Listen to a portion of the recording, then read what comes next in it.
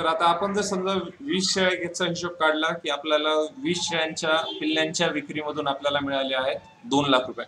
तर आता आपण एका शेळीसाठीचा जो आपला खर्च होतो तो काढूया. म्हणजे जे पॉइंट आपण खर्चामध्ये गृहीत धरले आहेत ते आता आपण पॉइंट धरू. गाडी भाडे आलं एका शेळीला 50 रुपये. म्हणजे जर 20 शेळ्या तुम्ही घेतल्या तर आरामात 1000 रुपयामध्ये तुम्ही तुमच्या मार्केट म्हणजे जवळचं जे मार्केट आहे तिथून शेळी तुमच्या शेडवर नेऊ शकता.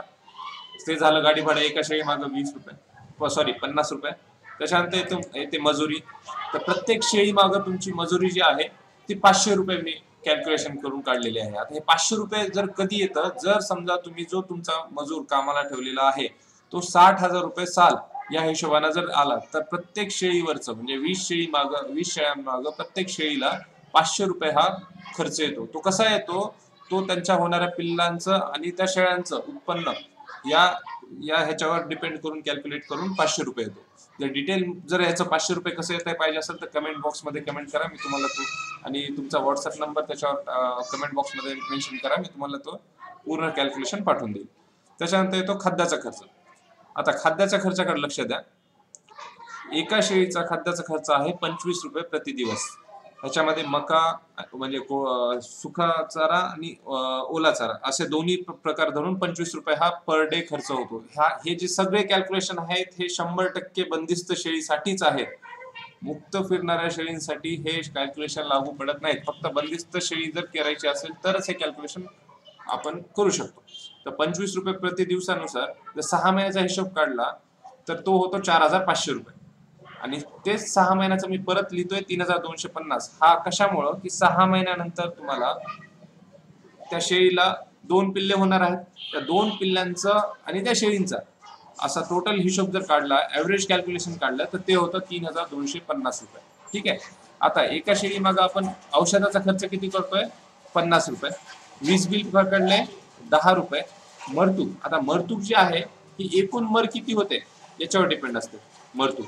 त्याच्यामुळे तुम्ही मरतुकीचा इथे हे करू नका. आणि इतर खर्च जो मी इतर खर्चामध्ये तुम्हाला जे पॉईंट दिले सगळे, तर एका शेळी मागं तुम्ही इतर खर्च पकडा 50 रुपये. तर हा 50 रुपये पकडल्यानंतर जो एकूण तुमचा एका शेळी मागचा खर्च होतोय 3910 रुपये. पण याच्यामध्ये आपण मरतूक पकडली नाही. ठीक आहे. तर मरतूक वगैरे सगळं पकडून अप्रॉक्सिमेट व्हॅल्यू आपण काढूया. एकूण खर्च जो झाला तो 4000 रुपये. मग 20 शेळ्यांसाठी होणारा खर्च किती? तर 20 शेळ्याचा एका शेळीचा 4000 रुपये खर्च गुणिले 20 शेळ्या, टोटल खर्च झाला 80,000 रुपये. ठीक आहे. तर 20 शेळ्या मागील निव्वळ नफा किती उरला मग? तर तो उरला 2 लाख रुपये आपल्याला. त्या म्हणजे 20 शेळ्यांच्या जे पिल्ले झाले होते 6 महिन्यामध्ये आणि ते 5 महिन्यामध्ये नंतर विकल्यानंतर आपल्याला भेटले होते 2 लाख रुपये. पण ह्या 20 शेळ्यांचा खर्च किती होतोय? 80,000 रुपये. तर 80,000 वजा 1 लाख म्हणजे 20,000 वजा 80,000 रुपये म्हणजे 20,000 हे तुमचा विक्री किंमत पिल्ल्यांची. 80,000 रुपये हा प्रत्येक शेळीवर झालेला खर्च हा पिल्लांवर आणि शेळींवर धरून आहे 1,20,000 रुपये. तर शेळी मागील नफा किती झाला? म्हणजे एका शेळी मागं आपल्याला किती रुपये भेटले? 6,000 रुपये.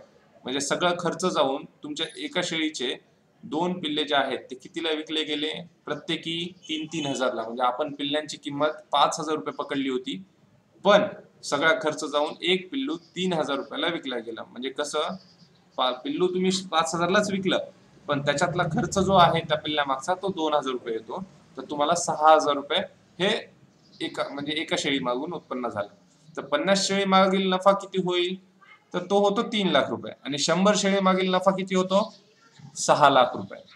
त्याच्यामुळं असं कधीच विचार करायचा नाही की 50 शेळी मागं कमीत कमी आपल्याला 10 लाख नफा होईल. चला ठीक आहे, 10 नाही झाला तर 5 लाख तर होईलच. 50 शेळी मागं तुम्हाला नफा होईल तो होतो फक्त 3 लाख रुपये. आणि 100 शेळी मागील नफा जर काढला तो होतो फक्त 6 लाख रुपये. ना 5 लाख होतो. हा, 5 लाख होऊ शकतो, ते तुमच्या मेंटेनन्सवर डिपेंड आहे. पण कधीच तो नफा तुम्हाला 10 लाख रुपये होणार नाही किंवा 20 लाख रुपये होणार नाही. म्हणजे जे तो आपले कॅल्क्युलेशन असतात की 100 शेळ्यांना 4 पिल्ले एका वर्षात होतील. 4 पिल्लेच्या हिशोबाने 100 शेळ्यांचे 400 पिल्ले आपण 5,000 रुपयांना विकले तर ते आपले झाले 20 लाख रुपये. मग त्याच्यामध्ये कमीत कमी जास्तीत जास्त होऊन किती खर्च होणार? तर 10 लाख रुपये. तर आपल्याला 10 लाख रुपये तर कसेही उरतात. तर ते कसेही म्हणजे कसेच उरत नाहीत. आपल्याला फक्त 6 लाख रुपये उरू शकतात, जे मॅक्झिमम कॅल्क्युलेशन आहे.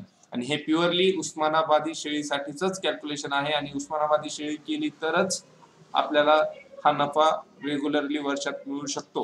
हे मी शेळीची निवड या भागामध्ये व्यवस्थित समजून सांगितलं होतं की उस्मानाबादी शेळीच कशामुळे बंदिस्त शेळीसाठी प्रेफरन्स द्यायचा. तर आपण थोडक्यात आता विचार करूया की एकूण जर समजा आपण एक शेळी जर काढली तर एका शेळी मागचा खर्च आहे 4,000 रुपये. ह्याच्यामध्ये शेळीची किंमत धरलेली नाहीये. आपण शेळीला सांभाळण्यासाठीचा म्हणजे खाद्याचा, औषधाचा जो खर्च मी तुम्हाला सांगितला तो होतो 4,000 रुपये एका शेळीचा. आणि तो शेळी आपण त्या शेळीपासून आपल्याला नफा होतोय 1,000 रुपये म्हणजे एका ह्याच्यापासून शेळीपासून. तसंच जर 20 तसंच जर आपण 20 शेळ्यांचं जर काढलं तर 20 शेळ्यांचा खर्च होतोय 80,000 रुपये आणि नफा होतोय 1,20,000 रुपये. 50 शेळ्यांचा काढला तर नफा होतोय 3 लाख रुपये. 100 शेळ्यांचा काढला तर नफा होतोय 6 लाख रुपये. पण जर 100 शेळ्या तुम्हाला सांभाळायच्या आहेत तर त्याच्यासाठी खर्च हा शेळ्यांची किंमत सोडून 4 लाख रुपये होतो. याची जाणीव जर असेल तरच तुम्ही 100 शेळ्यांच्या हिशोबात जा. नाही तर मॅक्झिमम लोक काय करतात, 100 शेळ्या आणतात त्याच्यानंतर खाद्यासाठी त्यांच्याकडे पैसा उरत नाही. मग ते असं शेळी पालन करणारे लोक कधीच सक्सेस होऊ शकत नाहीत. मी जे कॅल्क्युलेशन तुम्हाला दिलेले आहेत याच्यामध्ये आणखी काही खर्चाचा पॉईंट ऍड करू शकता, पण ह्याच्यामध्ये जे खर्चाचे पॉईंट दिले त्याच्यामधून तुम्ही काही कमी जास्त करून नफा वाढवून दाखवू शकत नाहीत, कारण की ते फक्त तुम्हाला समाधानासाठी तुम्ही करू शकता. ऍक्च्युअल जो नफा आहे हा एवढाच आहे. 100 शेळ्या मागे 6 लाख रुपयेच उरतात, ह्याच्यापेक्षा जास्त उरू शकणार नाहीत. मी फक्त उस्मानाबादी शेळी आणि ती पण पूर्णपणे बंदिस्त केली तर त्याबद्दलचा तुम्हाला सांगतो. नफा तुम्हाला जास्त उरेल पण त्याच्यासाठी मग तुम्हाला खाद्याचाही खर्च जास्त करावा लागेल. मग तो खाद्याचा खर्च वाढल्यामुळे जो नफा होतोय तोच येईल. त्याच्यामुळं मला वाटतं की तुमचं क्लिअर झालं असेल की आपल्याला ऍक्च्युअल शेळी पालनामध्ये किती नफा होतो. ठीक आहे, धन्यवाद. जर तुम्हाला व्हिडिओ जर आवडला असेल तर नक्की सबस्क्राईब करा आणि शेअर करा, म्हणजे सबस्क्राईब केल्यानंतर तुम्हाला माझ्या पुढच्या व्हिडिओचं नोटिफिकेशन येईल. धन्यवाद. जर काही प्रॉब्लेम तुम्हाला येत असतील शेळी पालनामध्ये तर कमेंट बॉक्समध्ये कमेंट करा, मी तुम्हाला त्याचं उत्तर लगेच देईल.